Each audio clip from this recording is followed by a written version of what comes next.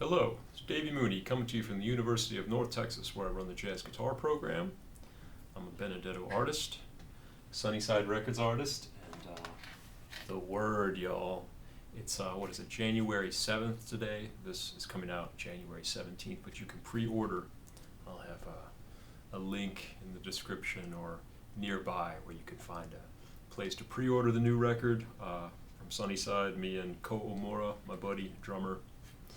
Lots of great stuff. John Ellis, Matt Closey, Glenn Zaleski, 5 of my tunes, 5 of Ko's tunes. Really happy about this. Got a great review in the February Downbeat from Bill Milkowski.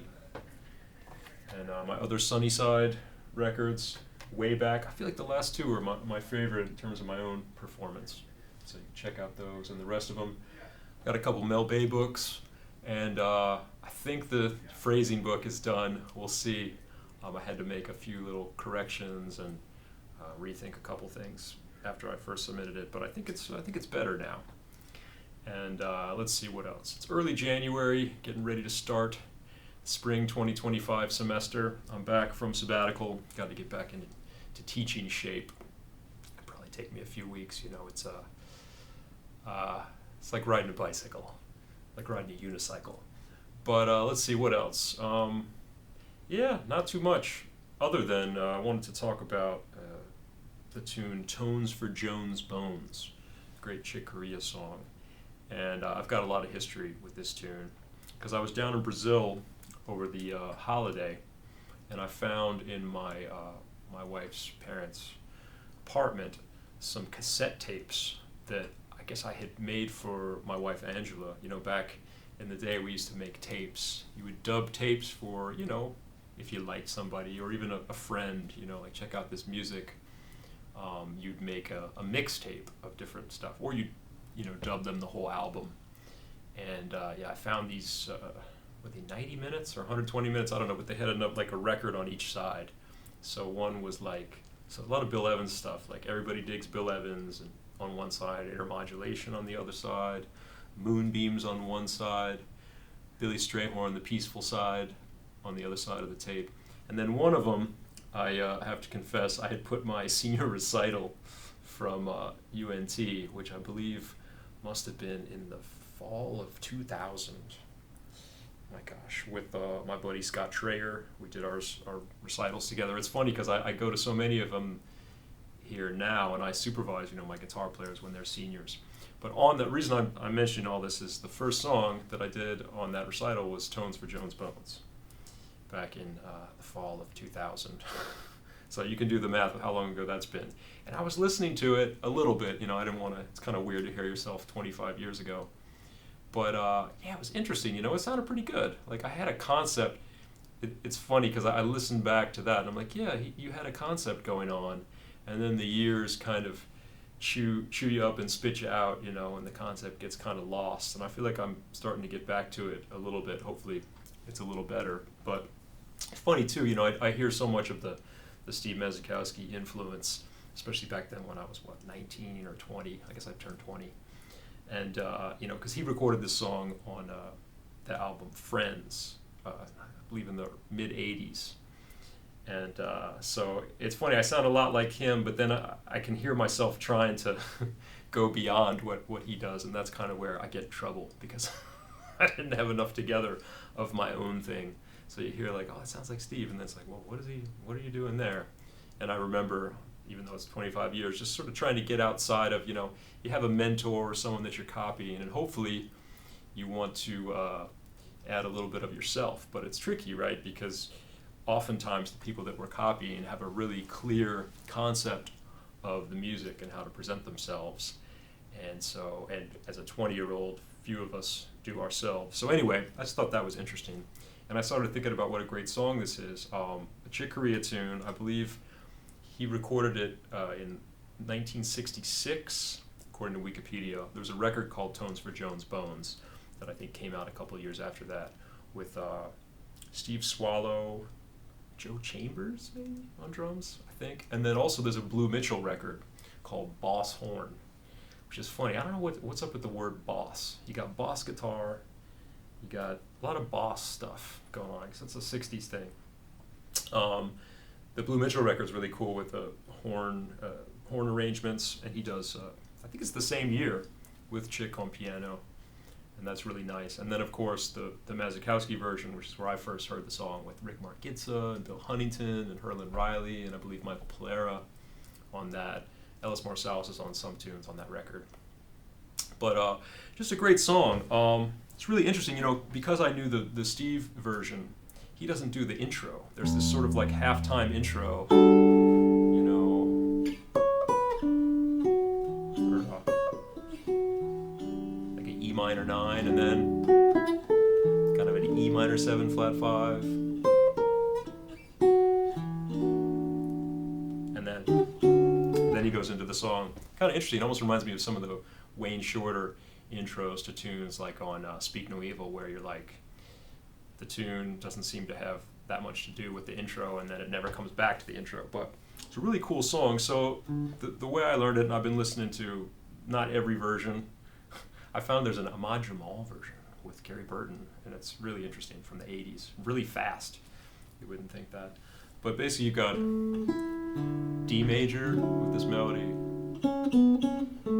and then all this over a D pedal, like a G minor 13, or I guess you could think of call it a B flat major 7 sharp 11 over D, and then kind of a D7 altered.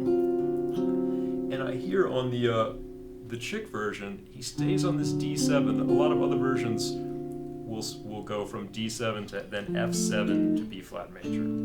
But I find that the Chick one with Steve Swallow on bass, he doesn't leave that D note, so you kind of have like a D7 altered or D7 flat 9.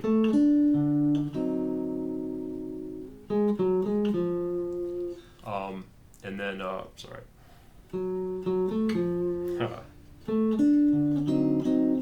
It's like, I think I know this song, I think I have it memorized, but then I realized that I knew it really well 25 years ago, and things tend to get a little foggy after the first 17 years, y'all. But I don't play it that much anymore. But so yeah, Chick has that D7 altered going to B flat, and other people go D7 altered, then they sneak in a little F7 to B flat to make it be a 5-1. But I mean, the relationship D7 flat 9 goes to G minor, right? Which, and G minor and B flat major, relative minor. That's a really close relationship. Also, if you think of like a diminished scale, you know, an F7, F half whole diminished, it's the same as D whole diminished. So there's that minor third relationship between those two chords. But it was interesting, in playing over it, I wanted to go to the F7, but I feel like the D7 is really kind of a cool sound of just staying on D7 and making the D7 go to B flat. And then he has this little walk down of B flat major, E flat minor, G flat major, F7, which is kind of cool. So you got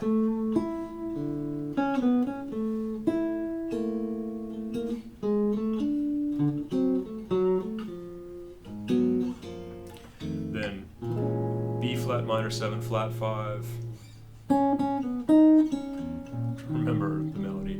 E flat 7 flat. So minor 2/5 to A flat minor, A flat minor over G flat, and I used to play F minor 7 flat 5 there, but listening to Chick and Blue Mitchell, it's really kind of like F7 over F. I'm sorry, B flat 7 over F. So you have like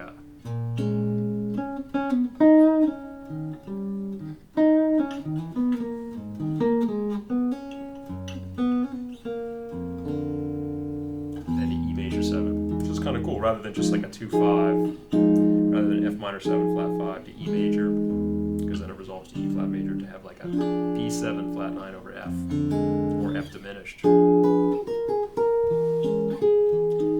then there's another section, that's kind of like the first section of the tune. I don't know, how many bars is that? Let's see, I never count the bars before these videos, but let's see, 4, 8, 12, 16, hey, there you go. So I think of that as like the A section almost, because then you have this part where it gets kind of more modal, and you have like a E flat major 7, G flat major 7, or sort of parallel major 7 chords moving, then F major 7, A flat major 7, C major 7, E flat major 7, sharp 11, and then D flat minor. And some people sneak in an A7 to get back to D major, but again, on that Chick version, I'm just hearing he stays on the D flat minor, and you kind of have D flat being a leading tone to go back to D major for sort of another quasi A section. But yeah, that's a really cool kind of modal thing that he throws in there. Maybe reminiscent of Windows a little bit from the same era, where you have the real functional harmony with, like, you know, moving bass lines, you know, that sort of, sorry, what was I talking about? Yeah, you know, we have the 2-5 to A flat minor, G flat,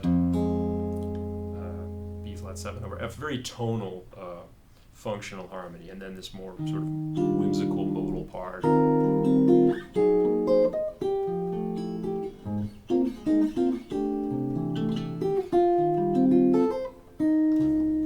D flat major 7, D flat minor major 7. And then you can sneak an A7 in, Masakowski and them sneak an A7 in, but Chick stays on the D flat. Interesting, the Blue Mitchell version, I swear he goes, to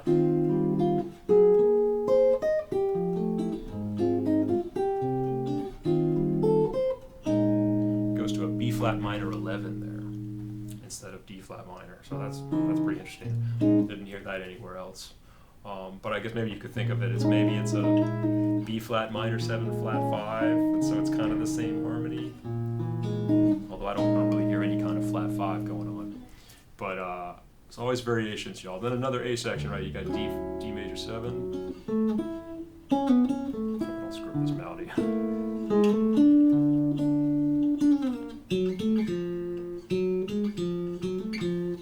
Same thing, except this time when you get to B flat major, you don't really do the walk down. You kind of just stay on B flat. Although on the original version, the one time Swallow, at least on the head out, he does the walk down again, while Chick stays on the B flat. I don't know if that was a mistake, but you know, who knows? Sometimes the mistakes are the coolest part on these tunes. So you got 2 bars of B flat, and then another section where you have E minor 11 to A7. This one that reminds me a lot of Windows.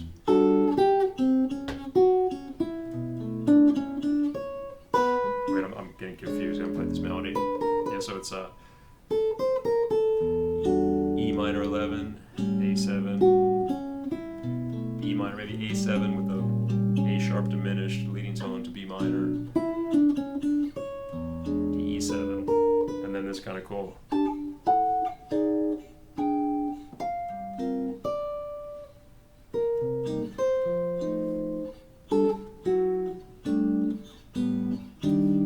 That part kind of reminds me a little bit of a very early Bill Evans tune. In the last section of very early, we have a similar kind of diatonic walk up, but those chords are, so after you go to E minor 7, E minor 11, A7, A sharp diminished, B minor to E7, then you have E minor, F sharp minor, and then F minor. It's a cool little modulation to E flat, F minor 6, B flat 13, then E flat major, D minor, C minor, F7. So again, shades of Windows, shades of very early, and that mixture of real diatonic functional harmony in with the modal stuff.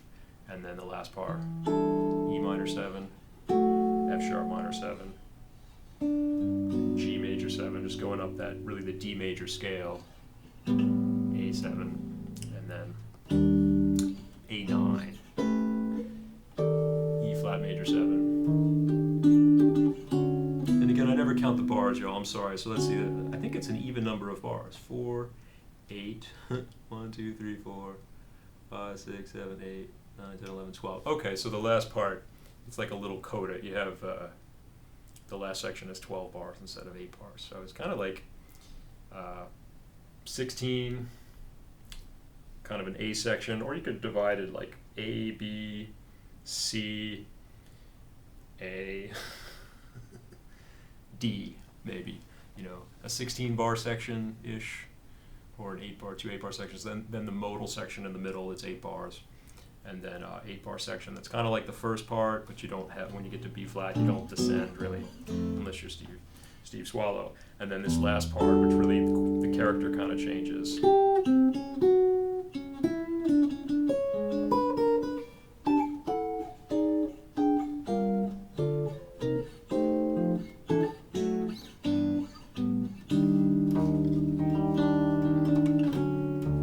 So yeah, that's what I remember of it, and like I said, I checked it. You know, there's a couple charts.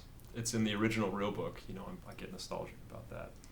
And I also found like another fake book that had it in there pretty accurately. It's funny how sometimes those fake books have the super modern tunes more accurate than the standards. But this is kind of a modern jazz standard, I guess. Maybe not so much as Windows. But anyway, playing on it, you know, you got that sort of vibe of D major. I play a lot of pentatonic stuff on this, like F sharp minor pentatonic over the D major, and then when it goes to this, I'm thinking G minor. And in that case, you know, sometimes I'll make it G Dorian. Sometimes I'll make it G melodic minor-ish, you know, kind of depending on how I feel. And then it's kind of D Mixolydian or D7 alt, so, but it's kind of that modal mixture you kind of get in Wayne's music, of maybe you want to call it D Ionian and then sort of D Aeolian, right? Or the relevant melodic minor mode, and then kind of D dominant 7. Maybe even like G harmonic minor, I don't know. Because sometimes I make it go from D7 to F7 before I go to B flat, but then listening to Chick, I kind of want to keep it D7. I don't remember what I did when I just played on it. And then you have the B flat, A flat minor, G flat, F7, which is interesting because you got to be careful when you're on the B flat, because some of those notes on the B flat major are going to continue to work on A flat minor, G flat major, but then some of them aren't. So like F works on all those notes. D, you probably got to go either down a half step or up a half step. Remember, you're always one half step away from the right note. So you could use some guide tones or some negative guide tones. Or kind of like Have You Met Miss Jones, right? Bridge, you got B flat major, and then you got to get to G flat real quick. Then just a minor 2/5 in A flat minor, and then I always thought of it as like also like a minor 2/5 to E flat, but F minor 7 flat 5, E major 7, E flat major.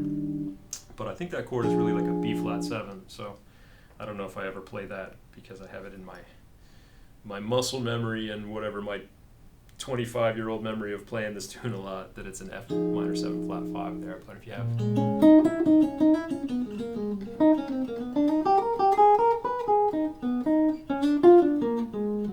and I like it so much better as B flat 7 over F. Then when you have that middle modal section where you're moving around major 7 chords, it's definitely like I think of pentatonics a lot. Also, you know, E flat major to G flat major is like kind of like E flat major to E flat minor, right? And then F major to A flat major is like F major to F minor. Then C major to E flat major is like C major to C minor in terms of pentatonics too. So if you're going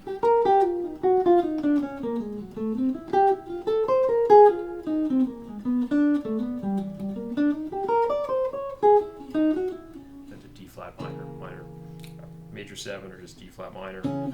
So yeah, I just have little and I'm thinking of kind of like I talk about in Into the Labyrinth. I have little grips for all those chords in different parts of the neck. So if I'm trying to play it all right here, I have E flat major 7. There's the G flat major 7. There's F major 7. Here's A flat major, C, E flat. There's D flat minor. And in different parts of the neck, E flat, G flat, F, A flat major, C major, E flat major, D flat minor. And I can do that in any part of the neck. It's also cool, if you want to go.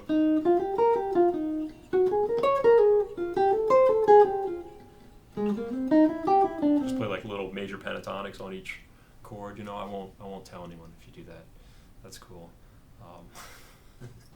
All right, then the next part, it's like the first part, D major, G minor over D, D7, altered, maybe F7, and then you just chill on B flat for a second.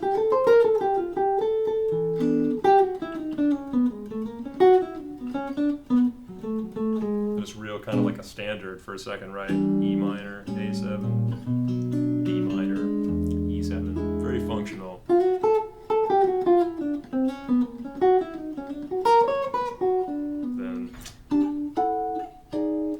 To play both of those chords, you could just think like you could just think E minor and then up a half step. E minor for a bar, then a half step, a 2/5 to E flat. And then when he's doing all those walk downs and diatonic motion within the key, I don't feel like I have to play every chord. So E flat, D minor, C minor, F7. I might want to catch the F7. So in that sequence, I might have E minor. All those chords, I might go like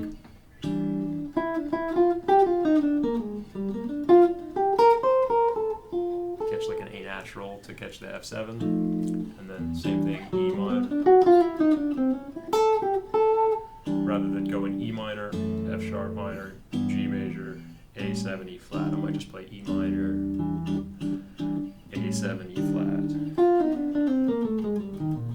There's so many chords in this tune that you kind of do have to deal with, right? You have to deal with E flat, G flat, F, A flat, C, E flat, D flat minor, all that movement in the chords. So if you there's a way you can simplify it when it's moving diatonically, I think that's a good policy. That really reminds me of very early. I got to redo my very early video, y'all. I feel like I could have done a better job on that one. But anyway, so that's Tones for Joan's Bones, and I got to start playing it again. It's been too long, but it was a nice little trip down memory lane to see those tapes, cassette tapes. They still play too. I mean, they're a little bit noisy after 20-something years. I must have made them like in 2001 or something, 2002. So Anyway, I hope you enjoyed. I'm gonna play a few courses on Tones for Joan's Bones, and happy 2025, everybody. Check out the word. We'll be here soon. All right.